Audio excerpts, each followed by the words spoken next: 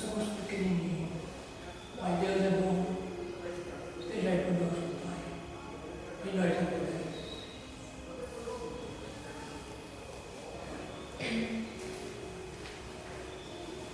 Muito bom dia a todos. Bom dia. Eu sei que havia mais ou menos umas 3, 4 pessoas, mas não é que veio bastante. Graças a Deus veio bastante gente. Isso é muito bonito.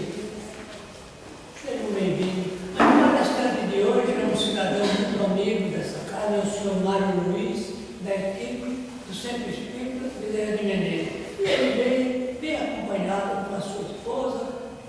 Seja bem-vindo.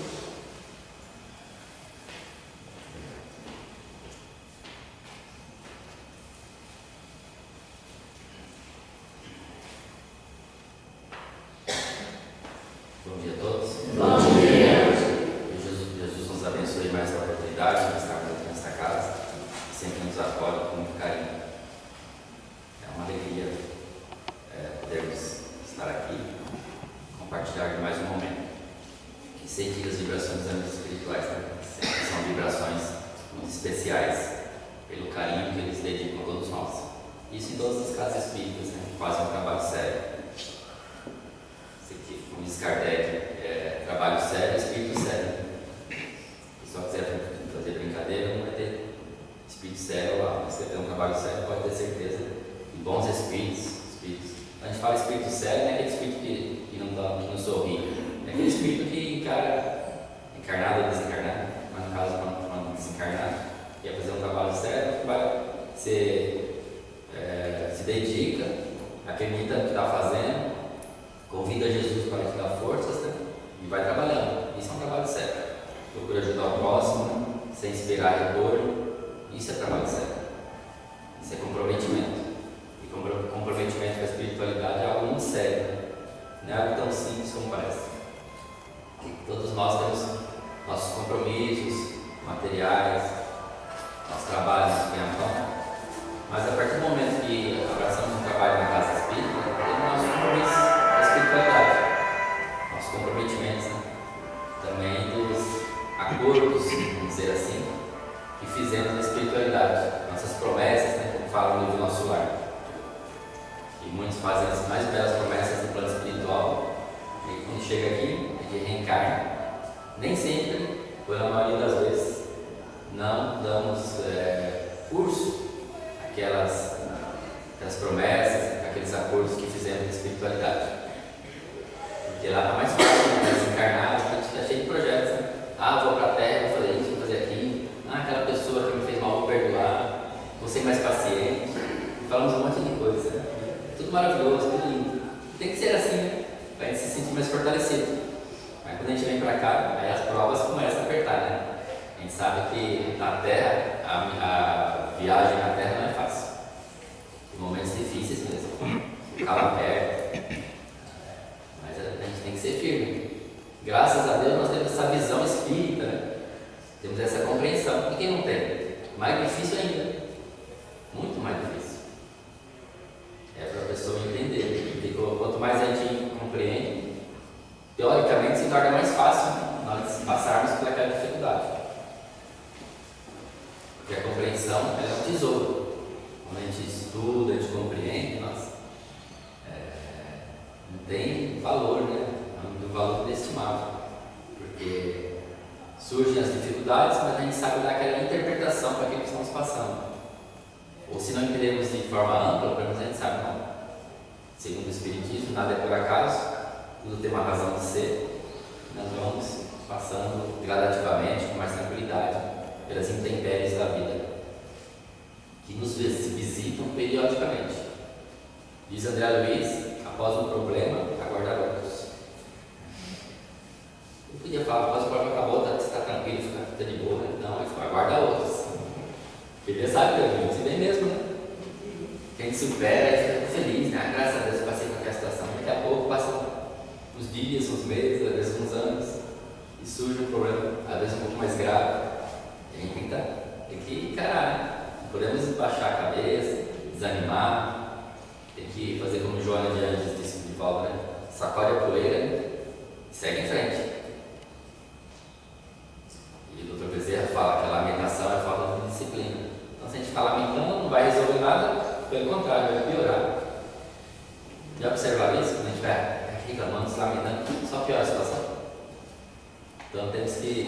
estar atento a essas situações.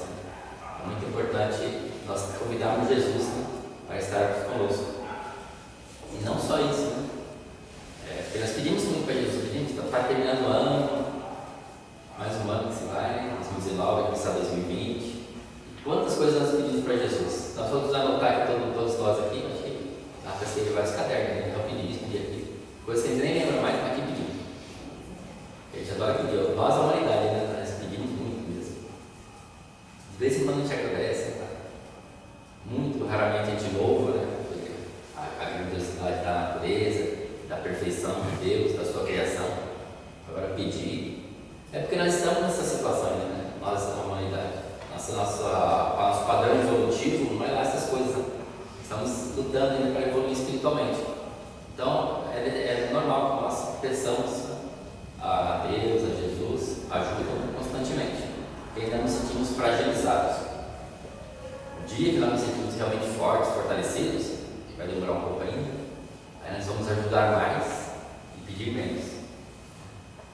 E quando pedimos mais a oportunidade de servir, porque os espíritos mais evoluídos, o que eles pedem é isso, a oportunidade de servir cada vez mais. Eles compreendem e já têm essa percepção de que a felicidade maior está em servir. Tem uma poetisa chilena chamada Gabriela Mistral, ela fala que a natureza é um hino de serviço. Ela diz assim: quando nós servimos, nós adquirimos essa maioridade, né? Ela fala que serve a terra, serve a água, serve os animais, serve o homem, todo mundo serve, tudo serve, a natureza serve, um servindo o outro. Então nós seres humanos temos que estar encaixados nesse processo de servir ao próximo, ajudar. É melhor se a gente não pode ser uma escada, que a gente possa ser um degrau para que alguém possa subir, né, de alguma forma. Isso é muito bom. Dizem que se a gente não pode acender uma luz, né, nós possamos acender uma vela, um fósforo, uma luz pequena, mas que possa iluminar de alguma forma. Porque uma luz, por mais pequenininha que seja, na escuridão, ela faz grande diferença, né? Como faz? E isso se reflete na nossa vivência do dia a dia, né? Às vezes numa desavença familiar, né? Ou num emprego, na rua, seja lá onde for, uma pessoa que estiver equilibrada, tiver uma palavra de conforto, de equilíbrio, né? Pode amenizar toda aquela situação. Às vezes a gente vê as pessoas na rua querendo brigar, a pessoa chega lá, calma pessoal, mas para, deixa pra lá, né? Não, mas ele me ofendeu, ele falou isso, falou aquilo, deixa pra lá, isso não vale a pena não. Aí você para de ir. Então já foi uma grande atitude, né? Quando a gente puder fazer isso é ótimo. Porque muitas vezes as pessoas não querem nem brigar, mas o orgulho é tão grande, né? Não quer dobrar o pezinho para trás e cada um ficar de boa. Então você precisa de alguém para interferir isso em tudo, né? Ver nas conversações, às vezes as pessoas começam a falar mal um do outro, e aí se juntam mais gente mais falando mal. Aí nós precisamos ser aquela voz que vai falar, calma, né? Vamos acalmar a situação, tentar resolver da melhor maneira possível. Porque é fácil engrossar as fileiras da discórdia. Agora, ser diferente. E nós espíritas temos essa proposta de ser diferente. Porque na mesmice daqueles que fomentam a discórdia, daqueles que fomentam a descrença, já tem bastante. Né? Eu lembro que o Sr. Zé sempre falava isso pra gente, tá? Nós espíritas não somos melhores, nós somos diferentes. E nós procuramos ser melhores, como muita gente também, muitas religiões. Mas pelo conhecimento que a doutrina nos dá, automaticamente nós vamos nos diferenciando nesse sentido, do entendimento da vida e também da vivência. Porque não adianta também só entendermos, né? Eu compreendo muita coisa do espiritismo, realmente é esse caminho que tem que seguir, assim que é o processo da vida e da morte, várias compreensões que nos dá a doutrina, as reencarnações e tudo mais. Mas se a gente não colocar em prática isso, e trazermos para a nossa vivência do dia a dia, aí complica. Porque aí nós seríamos grandes teóricos, né? Mas a vivência vai deixar a desejar. Por esta razão é urgente, né, que nós possamos compreender a mensagem de Jesus. Para compreender a mensagem de Jesus, não é do dia para a noite. Nenhum de nós aqui somos espíritos dificilmente encarnados pela primeira vez. Encarnado realmente é a primeira vez, né? Mas praticamente todos nós, com raras exceções, somos reencarnantes. Ou seja, tivemos aqui várias vezes na Terra. várias reencarnações. Somos espíritos milenares. Temos uma história longa aí. Então, para compreender Jesus, para vivenciar Jesus, é preciso o concurso do tempo, para nós, enquanto espíritos, irmos amadurecendo. Foi o que aconteceu com aquele espírito que está no livro, já comentamos até aqui, em outra ocasião, lá no livro A Arte de Recomeçar, do espírito Leon Tolstói. A médium Yolanda Sirineia Maffei. Ela conta, nesse livro, o espírito Leon Tolstói conta, através da sua mediunidade, aquela mulher e outras pessoas necessitadas, porque Jesus estava caminhando pela praia, tranquilamente, refletindo, e conta ele que estava se aproximando de Jesus alguns leprosos.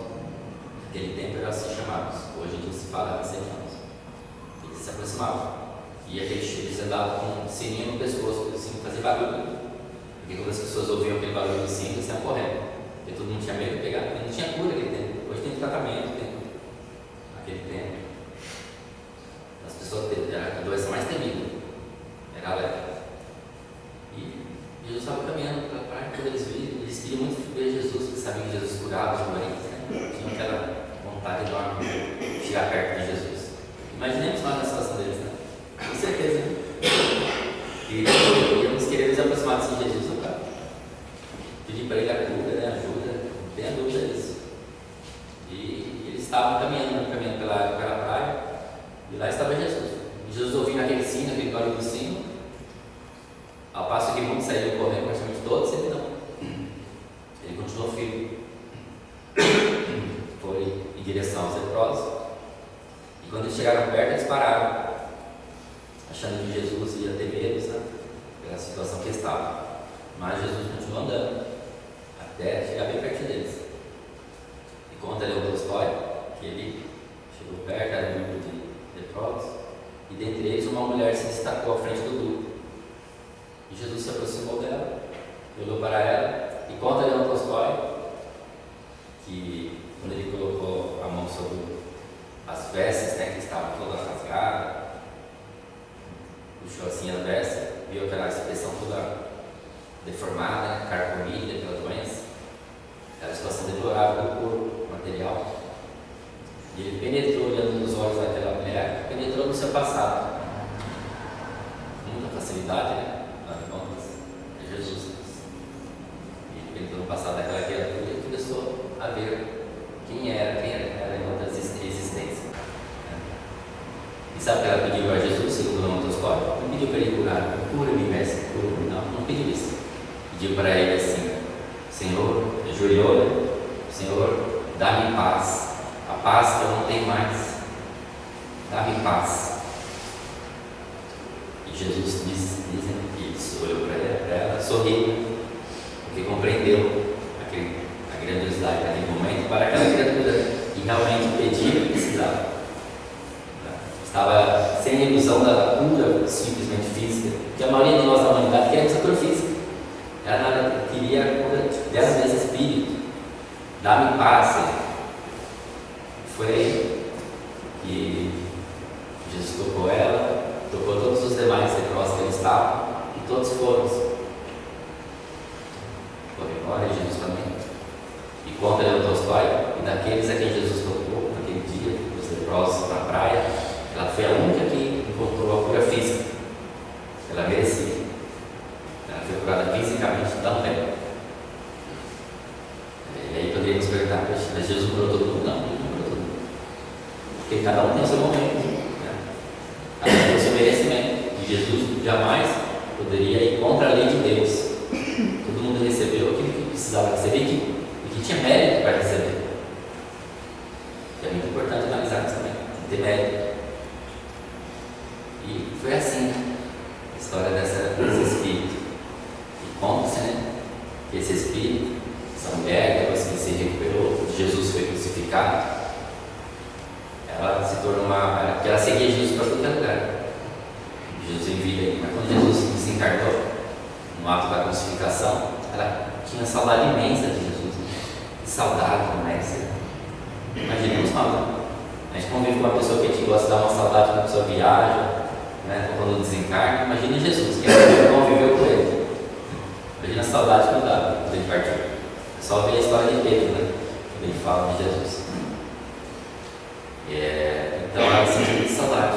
E ela começou a se dedicar e pediu preces um dia na praia, né? Caminhando. Senhor, eu gostaria tanto, né?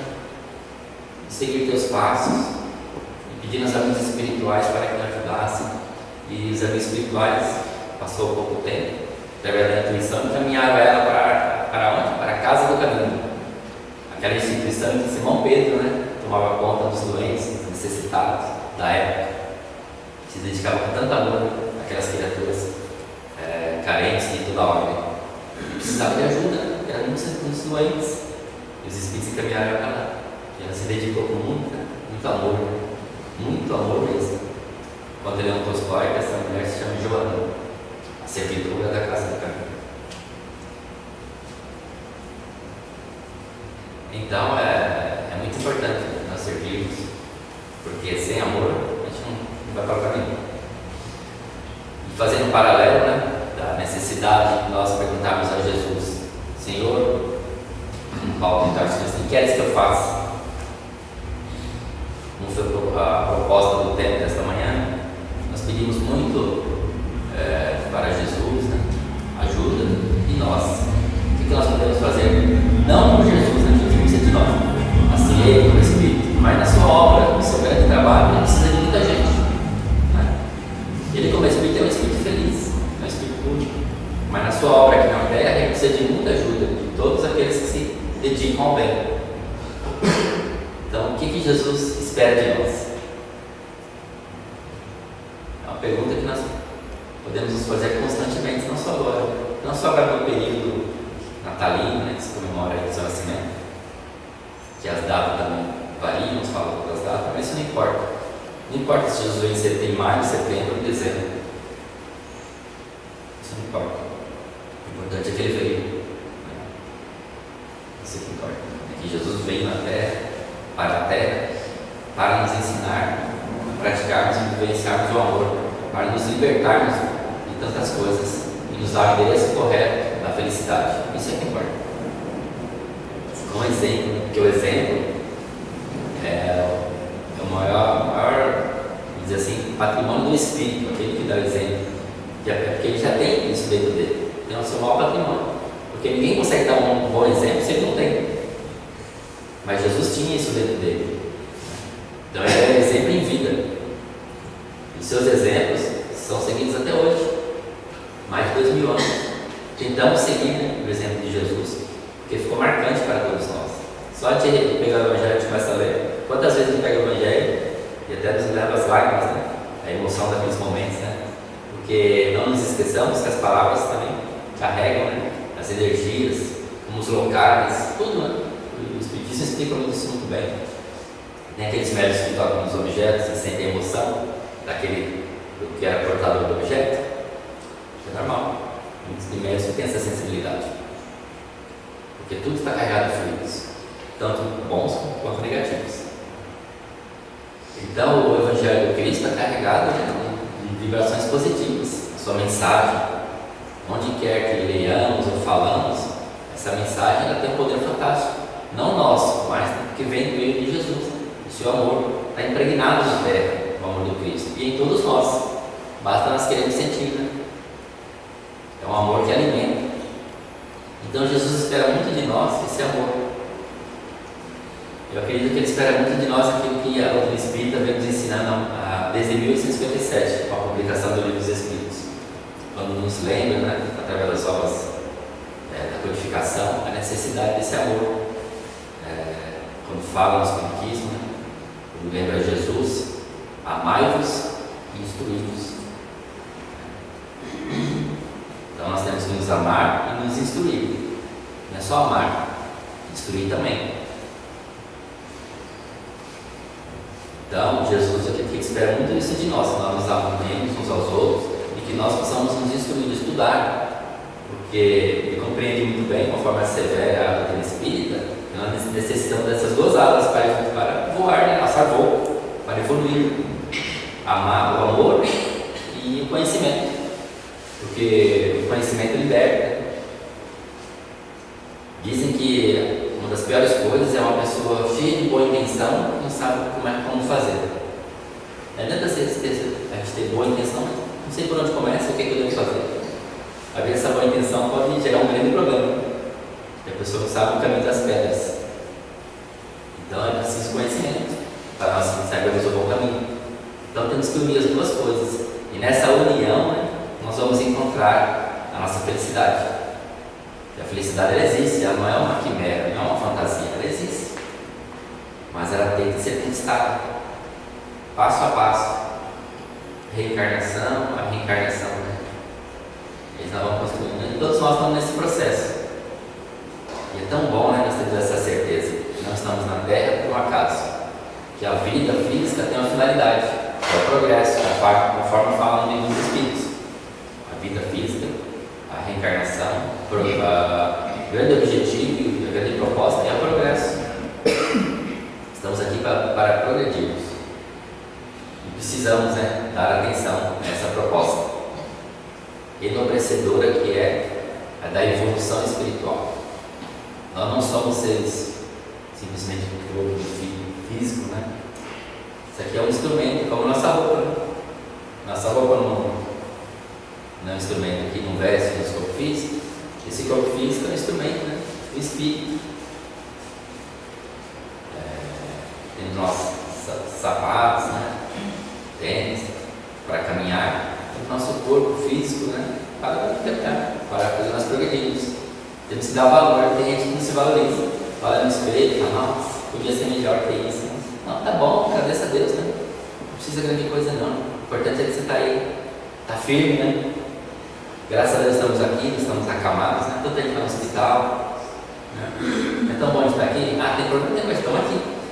A gente pode sair, passear, pode ir na casa de quem, parente, um amigo, podemos caminhar.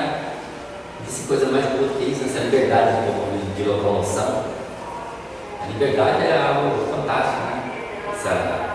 Essas indas e vindas, né? Aprendemos tanto uns com os outros, esse regime de troca, de experiências. Então, tenho tanto a agradecer a Deus, então, pouco, praticamente nada a reclamar, só agradecer. Então, vamos perguntar para Jesus nesse final de ano, essa época que se aproxima, das pessoas mais fraternas: Senhor, o que queres que eu faça? O que o Senhor espera de mim? No que eu posso ser útil? E já que frequentamos uma casa espírita, vamos perguntar aqui: o que eu posso ser útil aqui na casa espírita? Nós frequentamos a casa espírita anos e anos, e às vezes não abrimos a boca para falar: poxa, eu posso ajudar em alguma coisa? Às vezes uma coisinha tão simples, você pode na livraria ajudar a arrumar a casa, fazer limpeza, né? Ajudar as crianças, os jovens, tem tanta coisa para fazer. O trabalho da fisioterapia, né? Os passos, uma palestra, de repente se é médico, pode ajudar como médico também. Tem tanta coisa para se fazer. O importante é dar o primeiro passo. E nós observamos que o Centro Espírita funciona assim: quando a gente dá o primeiro passo, aí se envolve, né? E eu lembro que o José falava para mim, tem pessoas que falavam para ele: não vou no centro não, porque eu ouvi falar que você tinha que entrar dentro do centro e não sai mais. Mas é por isso, né, que a pessoa se envolve e começa a gostar, por isso que sai. É que os espíritos não mandam a pessoa ficar amarrada, isso existe. É que a gente começa a gostar. Quando a gente começa a sentir esse gostinho do Evangelho dentro de nós, né, conhecimento espírita, que é libertador, a gente fica. E fica com prazer, com felicidade. E lembro, né, estava lendo uma mensagem da hoje, do nosso querido Richard Simonetti, né, desencarnado, tem um conhecimento muito grande da doutrina, né? E ele nos ensinava muito. E nos ensina, pessoas ensinamentos ficaram nos seus livros, nas palestras. E ele falava dessa necessidade, né, de nós nos conhecermos, de nós sermos as pessoas autênticas, né? E sermos essas pessoas que reconhecem o valor dos outros e em si mesmo. E termos essa coragem, né, de fazermos muitas vezes essa viagem, né, como propôs Sócrates, a viagem interior. Porque o Richard comentava, né, uma história interessante de uma senhora dona de casa. E ela estava, né, cuidando da família, e ela tinha muito grande de uma habilidade, né? De fazer atitudes maravilhosas. Então, as pessoas adoravam o que ela fazia. Fazia bolo, né? Os bolos dela, nossa, todo mundo gostava. Quando ela fazia, todo mundo ficava feliz. E ele, principalmente, né? O seu marido, né? Ficava muito feliz. Foi assim, né? Era a grande companheira dele. Até um dia que ela adoeceu, né? Adoeceu, ficou de cama.